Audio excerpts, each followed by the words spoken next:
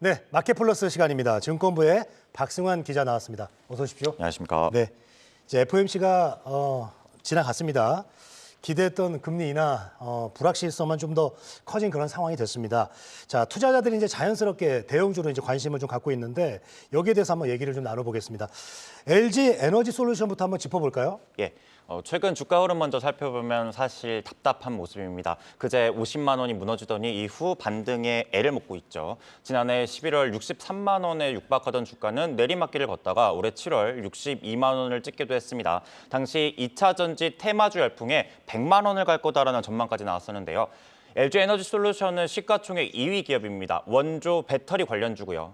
외형은 탄탄한데 주가는 시원치 않은 게 사실입니다. 가장 큰 원인은 대주주 LG화학 때문이라는 분석이 지배적입니다. 실제로 지난 7월 LG화학이 자회사 LG 에너지 솔루션 주식을 활용해서 220억 달러, 우리 돈 2조 6천억 원 규모의 교환사채를 찍겠다고 발표한 뒤 주가가 녹아내리고 있습니다.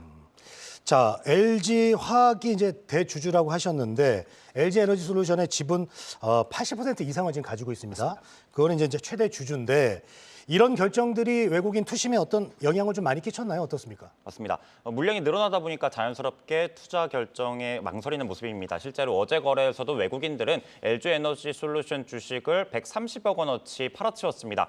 문제는 이 같은 매도가 계속되고 있다는 겁니다. 외국인 투자자들은 직전 거래일 어제까지 10거래일 연속 순매도를 보였는데요. 최근 한 달을 넓혀보면 2,200억 넘게 팔아치운 것으로 확인됩니다.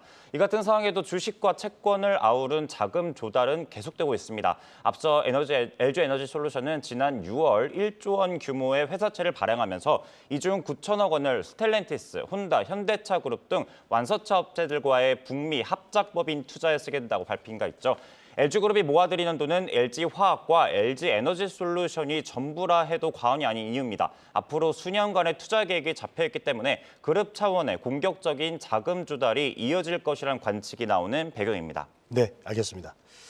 자, LG그룹의 이제 미래 먹거리가 2차 전지 쪽에 이제 집중된 모양인데 증권가 전망은 또 어떤가요? 맞습니다. 일단 3분기부터 살펴보면요. 영업이익은 지난해 같은 기간보다 44% 늘어날 것으로 예상됩니다. 다만 시장 기대치보다는 낮을 것이라는 분석인데요. 3분기 유럽의 주요 고객들에 대한 판매량이 줄어들었기 때문입니다. 배터리 가격이 떨어질 것이라는 예상에 거래 기업들이 주문을 다음 분기, 즉 4분기로 미룬 영향으로 풀이됩니다.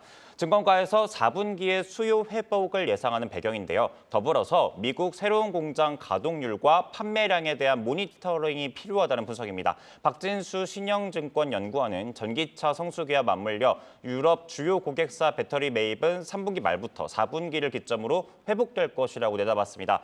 미국 판매량이 매출 증가로 이어질 것이라면서 투자 의견 매수와 목표 주가로 76만 원을 내걸었습니다. 네, 자 LG 에너지 솔루션 오늘 거래 보니까 지금 2% 가까이 하락을 하고 있습니다.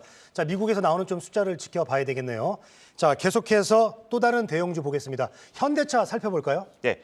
지난 7월 20만 원을 넘던 주가 지금 19만 원대로 빠졌습니다. 완성체 업계 전반이 휘청인 영향인데요. 올 초부터 차고차고 상승분을 쌓아가던 주가는 지난 5월 이후 박스권에 접어들었습니다.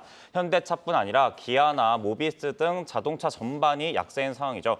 주목할 점은 최근 반등 기미를 보이고 있다는 건데요. 실제로 어제 우리 증시 전반이 부진한 가운데 현대차는 2.6% 상승 마감한 바 있습니다.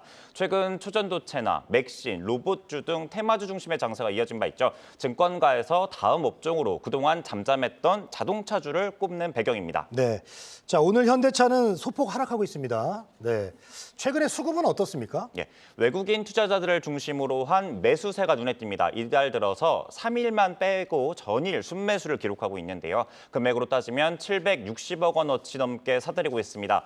개인 투자자들이 줄곧 매도 중인 것과는 반대의 움직임이죠. 증권가는 주가가 이미 피크아웃 우려를 반영했다고 판단합니다. 2분기 글로벌 완성차 업체 중 상위권의 영업이익을 기록했음에도 내리막을 걷는 이유는 선반영 때문이라는 거죠. 앞으로의 주가가 우려보다는 견조하게 유지되고 실적 흐름을 반영할 수 있을 것이라는 예상이 나옵니다. 이현수 유한타증권연구원은 지난해와 지난해와 비교해서 줄어든 실적은 전반적으로 지난해 기저가 높았기 때문이고 연간 지속된 내용이라서 주가에 추가적으로 미치는 영향은 크지 않을 것이라고 분석했습니다. 네, 자 오늘은 대형주 LG에너지솔루션 그리고 현대차에 대해서 이야기를 나눠봤습니다. 증권부 박승환 기자와 함께했습니다. 고맙습니다. 감사합니다.